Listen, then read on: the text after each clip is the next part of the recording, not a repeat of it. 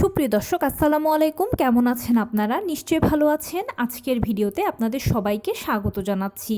আজকে আমি আপনাদের সাথে একটা গুরুত্বপূর্ণ টপিক নিয়ে আলোচনা করব। আপনারা অনেকে আমাকে প্রশ্ন করেন যে আপু, লেবার পেইনের পূর্ব অনুভূতিটা আমাদের সাথে শেয়ার করো। তাহলে চলুন বলা যাক সেটা কি। বাই দ্য ওয়ে, মূল ভিডিওতে যাওয়ার আগে একটা কথা বলি। আমি আমার চ্যানেলে pregnancy related, specially normal delivery related অনেক ইম্পর্ট্যান্ট তথ্য ভিডিও আকারে শেয়ার করে থাকি। এই তথ্যগুলো আমার পার্সোনাল এক্সপেরিয়েন্স ও আমার ডক্টরের সাজেশন থেকে নেওয়া।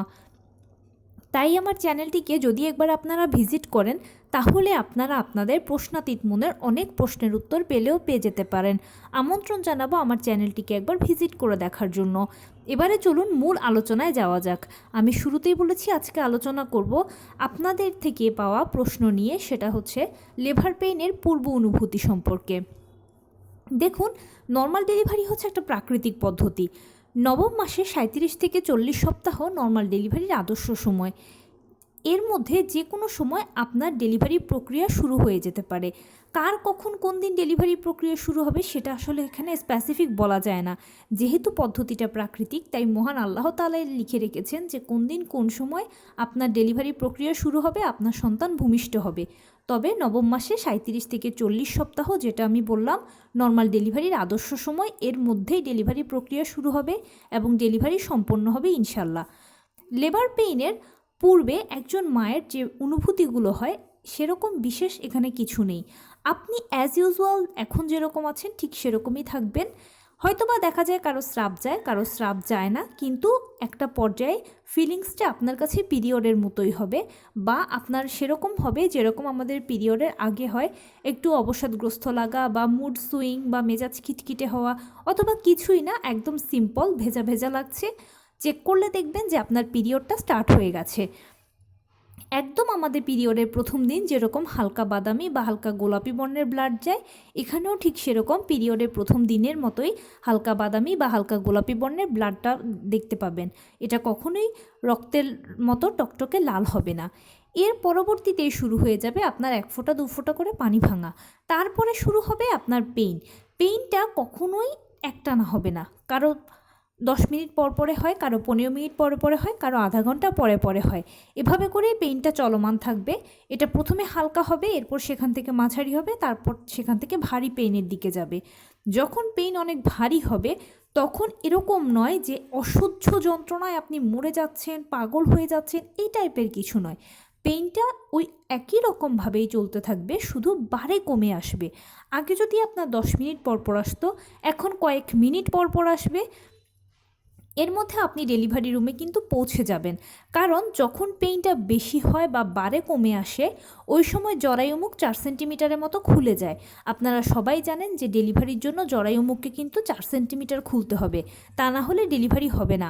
আর যখন জরায়ুমুখ 4 সেন্টিমিটার খুলে যায়, তখন পেইনটাও ভারী হয়, মানে বারে কমে আসে। এর মধ্যেই আপনার বাচ্চাও ভেতর থেকে চাপ দেওয়া শুরু করবে, ডাক্তারও আপনাকে পাল্লা দিয়ে চাপ দিতে বলবে। আপনি ও বাচ্চা উভয়ের মিলিত চাপে ডেলিভারি কাজটা সুসম্পন্ন হবে এবং প্লাসেন্টা ডেলিভারির মাধ্যমে সাকসেসফুলি আপনি আপনার দীর্ঘ 9 মাসের জার্নিটাকে শেষ করতে পারবেন। অনুভূতির কথা যদি বলি, এখানে বিশেষ কোনো অনুভূতি হয় না। আমাদের পিরিয়ডটা যেরকম আমরা অ্যাজ ইউজুয়াল হাঁটা চলা ওঠা বসার মধ্যে হঠাৎ একসময় শুরু হয়ে যায়, এখানেও লেবার পেইন বা লেবারের যে প্রক্রিয়াটা আছে সেটা হঠাৎ এক সময়ের ভেতর শুরু হয়ে যাবে। তবে 37 থেকে 40 সপ্তাহের মধ্যেই কিন্তু হবে। তাই নবম মাসে যখনই পড়বেন, তখন আপনার উচিত হবে লাস্ট চেক আপটা করিয়ে নেওয়া।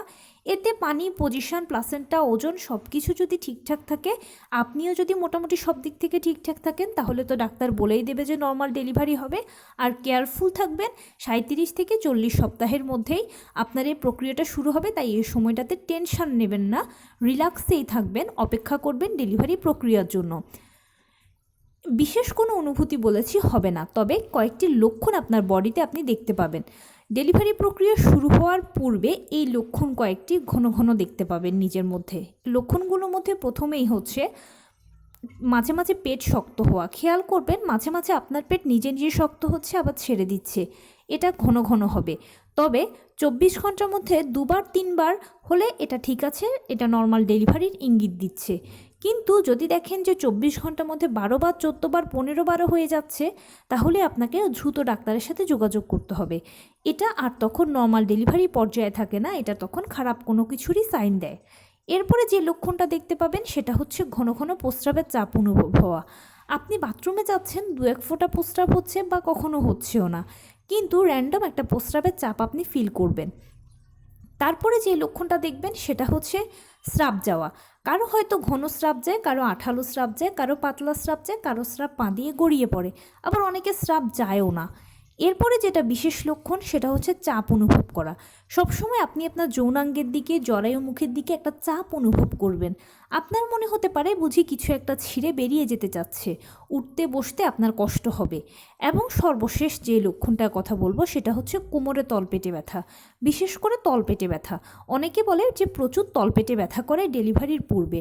তো মোটামুটি এই লক্ষণগুলো নিজের মধ্যে আপনি যখন বেশি দেখতে পাবেন, নবম মাস থেকে এটা সবাই দেখা শুরু করে, কেউ 2-3টে দেখে, কেউ সবগুলো দেখে, সেটা কোনো ব্যাপার না। আপনি যতটা দেখতে পেলেন, যখনই এই লক্ষণগুলো নিজের মধ্যে দেখতে পাবেন, ধরে নেবেন যে ডেলিভারিটা নর্মালি হতে চলেছে। আর যখন একটু ঘন ঘন দেখবেন, যেমন বেশি বেশি ফলস পেন, বেশি বেশি পেট শক্ত হওয়া, বারে বারে প্রস্রাবের চাপ অনুভব করা, এগুলো যখন বারে বারে দেখতে পাবেন, তখন ধরে নেবেন যে ডেলিভারির প্রক্রিয়া শুরু হওয়ার পথে আছে।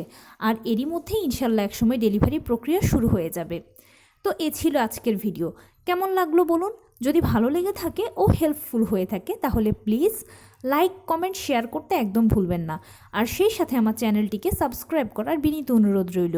পাশে থাকা বেল আইকনটি ক্লিক করে দেবেন, যেন আমি ভিডিও আপলোড করার সাথে সাথে আপনারা নোটিফিকেশান পেয়ে যান। যদি কোনো প্রশ্ন থাকে কমেন্টসে জানাবেন, আমি রিপ্লাই দেব। প্লাস যদি কোনো পরামর্শ থাকে যে কোন বিষয়ের উপরে ভিডিও বানালে আপনারা উপকৃত হবেন, সেটাও জানাবেন। আমি আপনাদের পছন্দের সর্বোচ্চ প্রায়োরিটি দেব। ভালো থাকবেন, সুস্থ থাকবেন। আসসালামু আলাইকুম।